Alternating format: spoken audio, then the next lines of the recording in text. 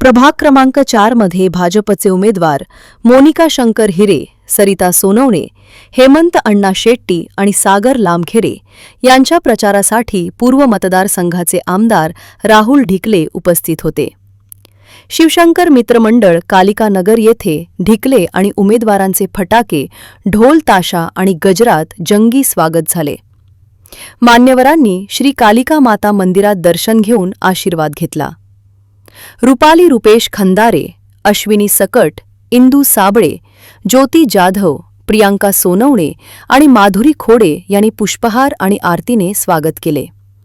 यावेळी रमेश निचळ, ज्ञानेश्वर जाधव, जितेंद्र जाधव, रुपेश खंदारे, अरुण गायकवाड, दिलीप जाधव, गिरीश सोनवणे, भिका साबळे, जनार्दन खोडे, सलीम सय्यद, विष्णू बेंडकुळे, लखन सोनवणे, गणेश गुंजार, समाधान बेंडकुळे, भैया सय्यद आणि कालिका नगरातील नागरिक मोठ्या संख्येने हजर होते. आपल्यामध्ये मिसळणारा आणि सर्वसामान्यांमधला आपला एक भाऊ आणि शंकर भाऊ असेल, हेमंत अण्णा असेल, आमच्या सरिताताई सोनवणे असतील किंवा सागर भाऊ, म्हणजे सर्वसामान्य लोकांच्या नागरी वस्तीत राहणारे उमेदवार आम्ही दिले. आता याच्यापेक्षा सामान्य बंगल्यात राहणारे थोडी दिले.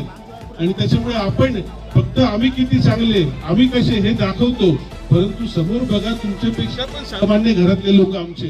त्याच्यामुळे 3 वर्ष जेव्हा झाले नगरसेवकाला तेव्हा आमच्या काकू शांताबाई हिरे यांचं निधन झालं आणि आज 4 वर्ष होऊन गेले, 5 वर्ष होत आले, तरी लोकांना आपण बांधील आहोत, जनतेला आपण बांधील आहोत.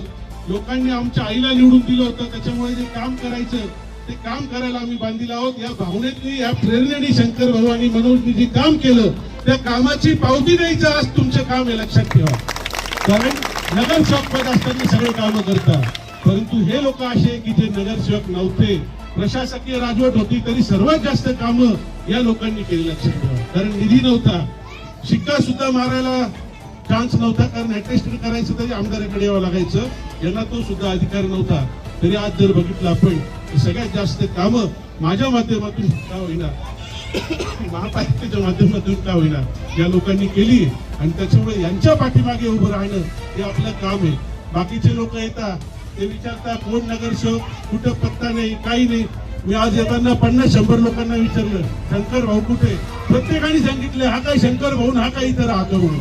प्रत्येकाला पत्ता माहिती आहे, तुमच्याच लोकांचे पत्ते नाही, ते कुठे शंकर भाऊचे पत्ते विचारू राहिले.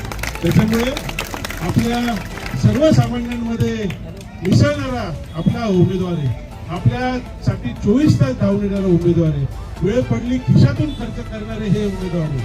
आणि जनसेवेची व्यसा घेतलेला आणि विकासाच्या दृष्टिकोनातून मोदीजी आणि देवेंद्रजी यांचे हात बळकट करणारा आणि शिवस्ताच्या निमित्ताने सर्वात जास्त विकास निधी इथे जर येईल तो या नगरसेवकांच्या माध्यमातून होईल आणि आपल्या वस्तीचं रूप पालटून जाईल, एवढं सांगतो. काल देवेंद्रजींच्या सभेला आपण बरेचसे लोक आमच्या भगिनी असतील, त्यांनी सांगितलं की जोपर्यंत भाजपचं सरकार आहे तोपर्यंत लाडकी बहीण योजना ही चालू राहील. क्रेडिट कोणी घेऊ, परंतु पूर्वी ही मध्य प्रदेशमध्ये होती आणि देवेंद्रजींनी ही महाराष्ट्रात लागू केली, हे कोणालाही सांगून खोटं वाटणार नाही. कारण प्रत्येकाला माहिती की फडणवीस साहेब आणि भारतीय जनता पक्षाने ही योजना आणली.